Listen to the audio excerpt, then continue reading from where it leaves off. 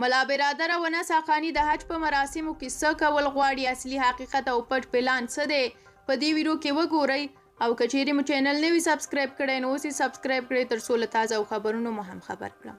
د حج بهیر له پیل سره سم سرچینې په سعودي عربستان کې له افغان پانګوالو د باغ اخیستو لپاره د طالبانو له هڅو خبر ورکوي. د هغوی په وینا اوس مهال لسګونه تنه طالبان او کورنۍ یې د 1401 کال د غوښتونکو پر ځای د حج لپاره مکې ته تللي دي. په دې منځ کې د طالبانو د رئیس الوزرا مرستیال ملا برادر او د دې ډلې ځینې نور لوړپوړي غړي سعودي عربستان ته تللي ترڅو د حج ترڅنګ له افغان پانګوالو سره وګوري. ویل کېږي چې د طالبانو ولایتي مسؤلان هم په هر ولایت کې له سوداګرو او آن کارګرو د زکات او د جومات د رغولو د بودیجې په نامه پیسې ټولوي. همداراز طالبان د خپلو کسانو له لارې پانګوالو ته وایي چې د خپلې کورنۍ د امنیت او د دې ډلې د ملاتړ لرلو لپاره باید طالبانو ته پیسې ورکړي.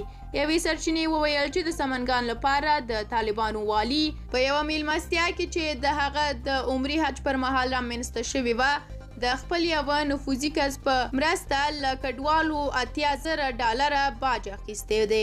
هغه او یو شمېر نور طالبان په وروستیو 3 میاشتو کې د درېیم ځل لپاره مکې ته تللي دي او اوس مهال د کسانو د تشخیص او له هغوی څخه د باج اخیستو په حال کې دي. یوه دیني عالم هم ټینګار کړی دی چې د حج په بهیر کې د طالبانو لخوا د نورو کسانو د حق وړلو ترڅنګ د دغې ډلې غړي یوازې د باج اخیستو او د خپلو لګښتونو د برابرولو لپاره د خدای کور ته تللي دي. د ویلو ده چې د طالبانو د غړو ترڅنګ د هغوی ډیر شمیر کورنۍ هم په وروستیو ورځو کې مکې ته روان شوي دي. د طالبانو مشران او د دې ډلې د بیلابیلو سطحو قومندانان په دې وروستیو ورځو کې د حج پر سفر بوخت دي.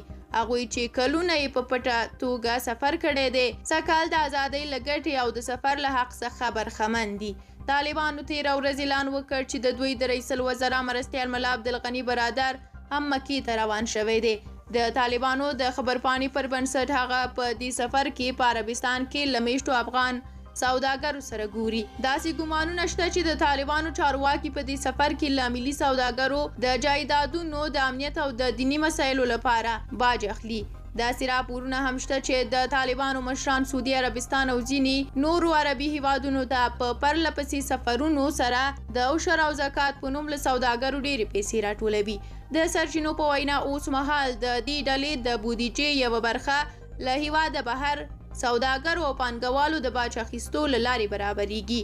د یادونې وړ ده چې سږکال د حج په مراسمو کې د ملي امنیت مشاور او د کورنیو چارو وزارت وزیر ورور انس حقانی هم ګډون کړی دی. د ټولو مسلمانانو حج دې قبول شي او تاسو هم په کومنټ کې ولیکئ چې امین. له لیدو کتلو مو هم مننه. تر بیا